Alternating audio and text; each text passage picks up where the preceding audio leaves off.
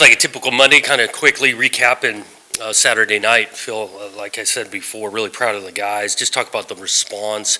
Multiple times in the game, we needed a response, what other phase it was, and we got that done. We throw an interception in the first half, defense bows up 3 and out, and we get the missed field goal.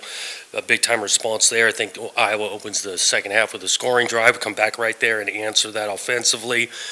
Get the game within the fourth quarter. They get the game within one score, and offense puts together a drive to respond to that. So just was really pleased with that. Also talked to the teams, yesterday a little bit. Again, these things are going to be 4-quarter games. Played our best in the fourth quarter when we needed it and finished that way.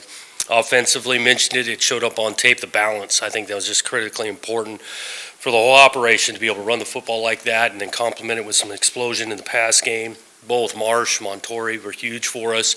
They show up in the stat book, but also they were doing a great job blocking down the field. They had a couple that allowed our backs to crease. The backs, I think, ran pretty physical. It was nice to see a couple of those youngsters actually get a carry too. By far, O-line, best game. On the same page, did a good job with it, and I think it was Aiden's most complete game after watching the tape. Still some things to grow from, not just Aiden and the whole offense, but overall. When you move in against what I still think is pretty good defense in Iowa, a good effort there. Defensively, stopping the run, throughout the night, the goal was to kind of almost just contain the run game. It did a great job against it. We gave up the one crease, so that made the stats look a whole lot better. And it really started with the front seven at the line of scrimmage, D-line, and, defensive ends and the inside backers, and got to talking to him about it yesterday. Yeah, front seven, we played 17 different guys in that front seven. We talked about the rotation we've done at D-line, but even in the linebacker level, the rush position, 17 different guys played in the front seven and did great. Nakai, huge play on the interception, had a nice game as well.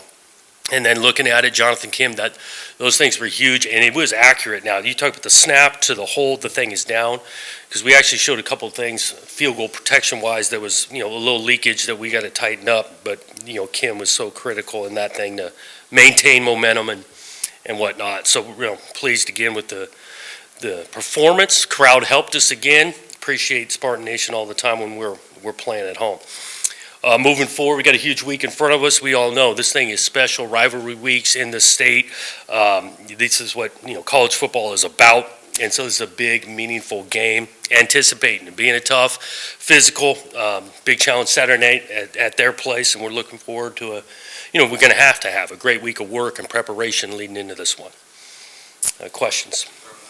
Hey, Jonathan, how much, what's the challenge when it looks like they're not going to name a starting quarterback, and how you prepare they played 3 guys there, and then doubling down, like the look you got against Iowa, where they're a run-heavy team, how much did that help prepare you for Michigan, which likes to do the same?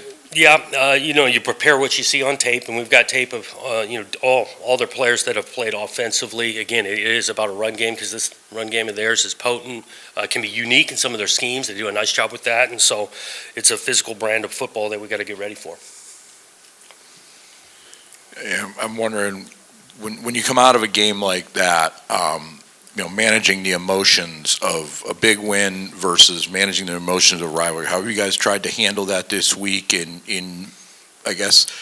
there, because D'Antonio used to say that, you want to peak towards the end of the week. How do you kind of build towards that? Yeah, I think, again, you're building toward putting your best, performance, but your best energy ready to go on game day on Saturday.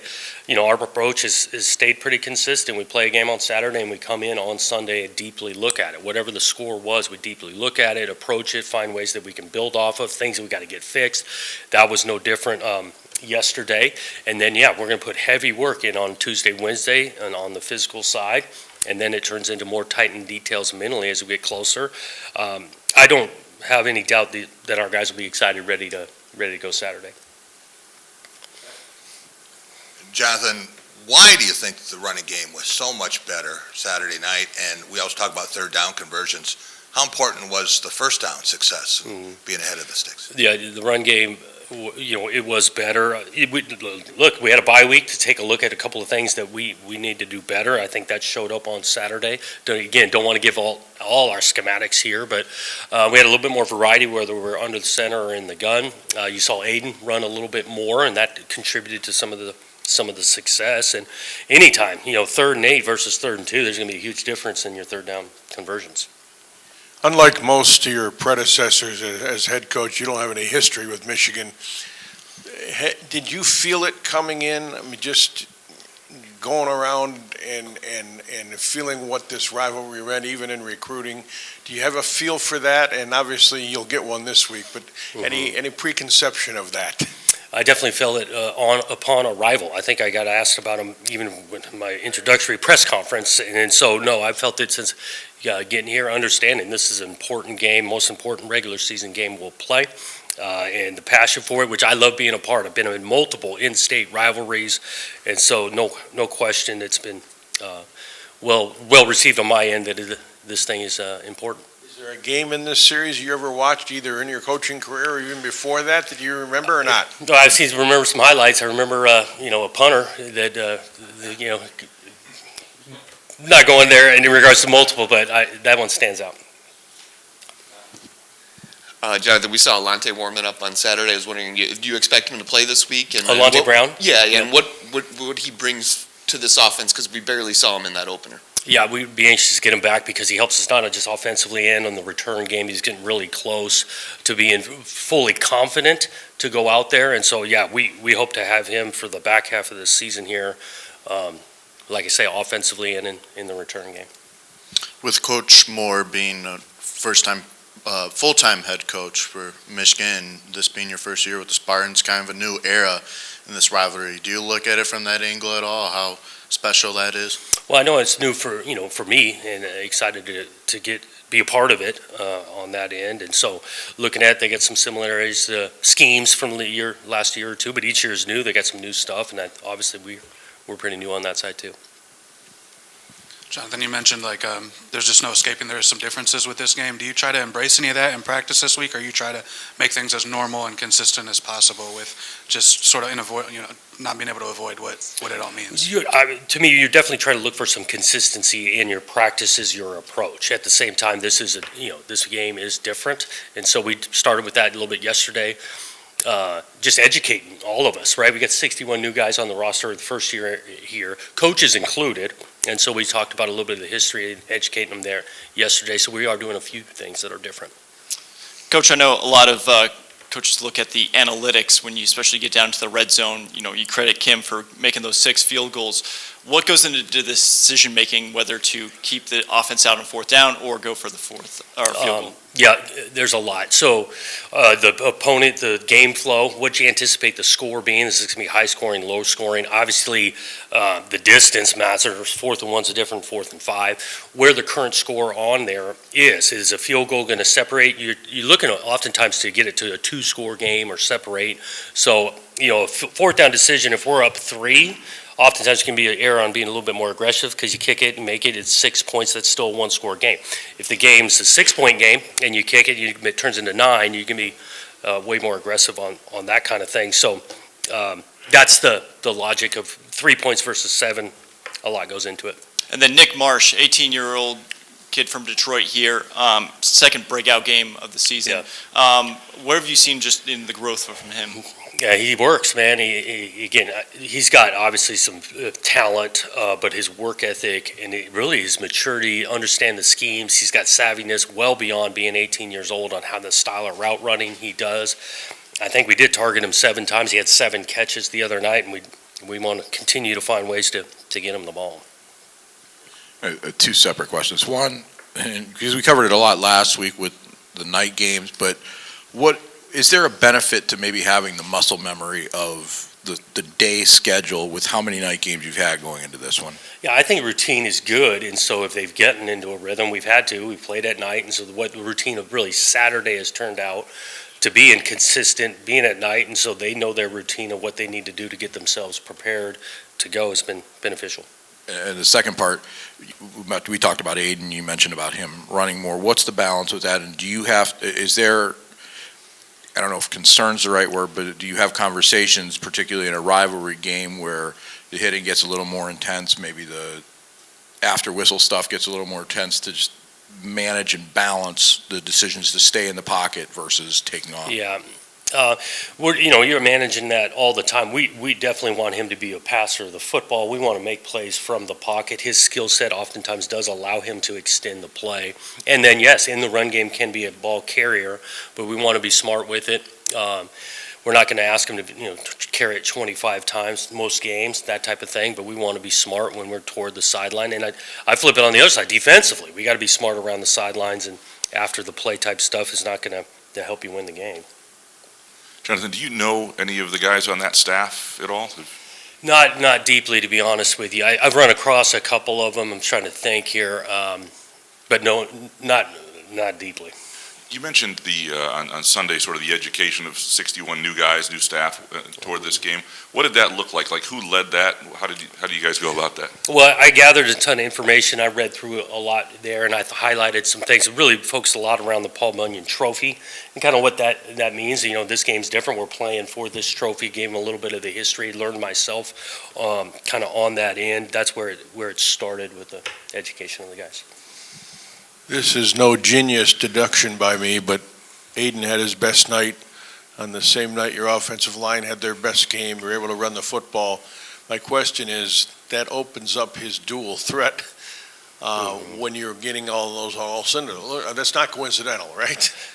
All those things go hand in hand without question. The ability to get positive games in the run game. I did think the protection was solid throughout the night. Of course, you can analyze this thing. You go back on the tape. We were on some edges. And again, Iowa had a good defensive front, and we're facing a very similar, if not better, defensive front this week. And so we got to find ways to continue to tighten it up. And again, we're on tape now with a little bit of new scheme of having some success. And this is college football. They got good coaches over there in scheme, and so we got to be ready to adjust and adapt to what we see on Saturday. Michigan's blocked a kick in 3 straight games. Is that something that you have to prepare for, or as well as Jonathan's kicking, you just let him go? Well, we got to prepare for it. We're not going to hesitate to get Kim out there. He's a weapon, but we got to shore up some details on that thing. And I mean, that's one of the. If you're on field goal protection, that's not every guy's favorite play to be in on. But asking those guys to sound up in there and because it's a huge part of it, and you're definitely correct. Michigan creates some problems in that area. Jonathan, I mean, obviously this is a game both teams are going to get up for, but do you have, I guess, the sense that they're coming off a national championship, been in the playoff 3 straight years, and now they're 4-3, and they're kind of back against the wall as far as saving their season. Does that enter anything into it? The back against the wall description, I mean, we are now in the back half, and these games mean more, right? As you want to put it, a successful season together. And so I think it's not just for us in this game, for the entire conference. You look at this thing week in and week out. I mean, you got to bring your A game to earn victories, and so this one will be no different. Jonathan, you mentioned Saturday night, one of those situations where Aiden had sort of like the inside or outside caller, and we see him making a lot of stuff, doing a lot of things with line of scrimmage. Can you sort of quantify how much freedom he has up there? Like, is it everything that's available to him? Will there be more to him as he gets older? Yeah. Where's that sort of? We try to. It's not everything involved. He can just call any random play he wants. We're not there yet, but there's a lot. Whether it's run to run, run to pass. Pass to run. Sometimes it's just a protection thing on getting that. Sometimes we've got multiple plays called, and so we're running it or we're not running it, and then we definitely are just making things up out there to make it look like we're doing something, but we're running the play. And then this couldn't be a less consequential question, but I've had a lot of fans ask me, who decides the uniform combinations for you guys? Well, I guess because I got the title, I own every decision that is made. But I do get a lot of advice from Mix and Match, and our players few of them have hit me up on what they prefer moving forward on some different combinations. So I'm not really answering your question, but at the bottom line, I got the title, so I guess I make the call.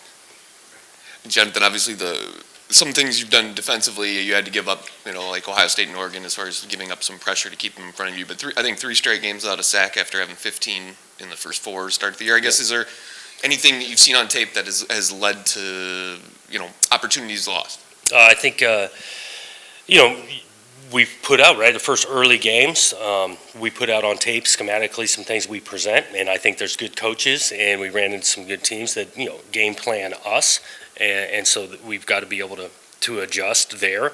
Again, a couple of those games we're picking and choosing our poison in regards because they could effectively defeat, if we were all out, blitzing, the way you're susceptible to getting huge plays. And so I think there's some back and forth there.